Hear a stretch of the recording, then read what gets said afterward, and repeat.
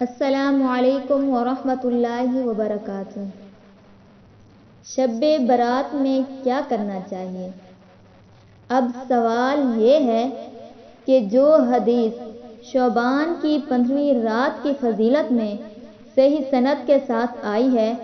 اور وہ ہے کہ اللہ تعالیٰ شعبان کی 15ویں رات کو اپنی پوری مخلوق کی طرف رحمت کی نظر سے دیکھتا ہے،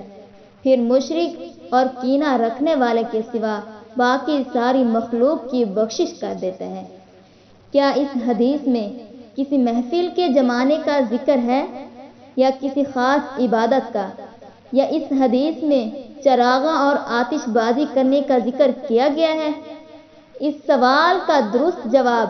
ہر وہ شخص دے سکتا ہے جو خرافات اور من گھڑت روایات پر اعتماد کرنے کی بجائے رسول اللہ صلی اللہ علیہ وسلم کی صاف ستھری شریعت پر ایمان رکھتا ہو۔ چنانچہ اس حدیث کا اگر انصاف کے ساتھ مطالعہ کیا جائے تو واضح طور پر یہ بات معلوم ہوتی ہے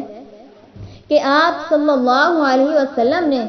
اس میں کسی محفل کا ذکر کیا ہے، نہ کسی خاص عبادت کا،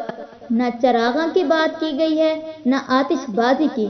بلکہ جس چیز کا ذکر کیا گیا ہے وہ ہے کہ اللہ تعالیٰ کی عام مغفرت، جس کا مستحق آپ صلی اللہ علیہ وسلم نے ہر ایسے شخص کو قرار دیا جس کے عقیدے میں شرک کی ملاوٹ نہ ہو اور اس کے دل میں کسی مسلمان کے متعلق ذاتی دشمنی کی بنا پر بغض و کینہ نہ ہو۔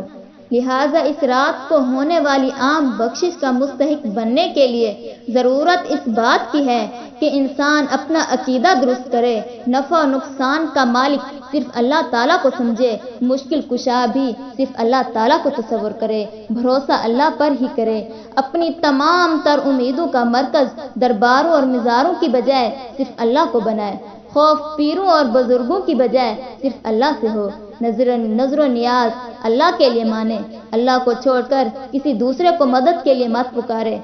اس کے ساتھ ساتھ مسلمانوں کے متعلق اپنا دل صاف رکھے، کسی سے حسد، بغض اور کینہ نہ رکھے۔ یہ وہ چیزیں ہیں جو انسان کی نجات کے لیے انتہائی ضروری ہیں۔ رہی بات چراغاں اور آتش بازی کرنے کی، یہ تو محض فضول خرچی ہے جس سے ہمارے دین میں منع کیا گیا ہے،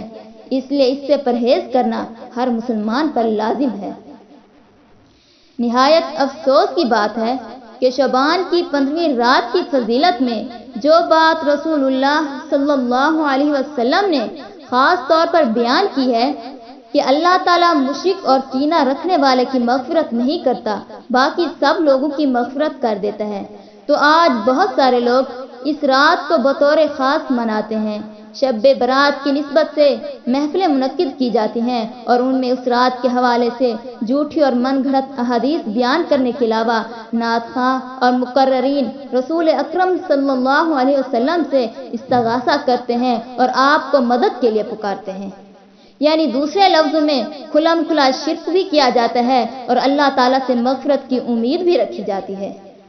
نبی کریم صلی اللہ علیہ وسلم کی اس حدیث کا عملی طور پر مذاق بھی اڑایا جاتا ہے، جس میں آپ صلی اللہ علیہ وسلم نے واضح فرمایا کہ اس رات میں مشرک کی مغفرت نہیں کی جاتی، اور اس کے ساتھ ساتھ یہ امید بھی لگائی جاتی ہے کہ آج رات جہنم سے آزادی کا پروانہ مل جائے گا۔ کیسی ستم ظریفی ہے کہ شرک سے مکمل طور پر برات اور توبہ کرنے کی بجائے اس کا عملی طور پر مظاہرہ کیا جاتا ہے اور لوگوں کو اس کی طرف دعوت دی جاتی ہے۔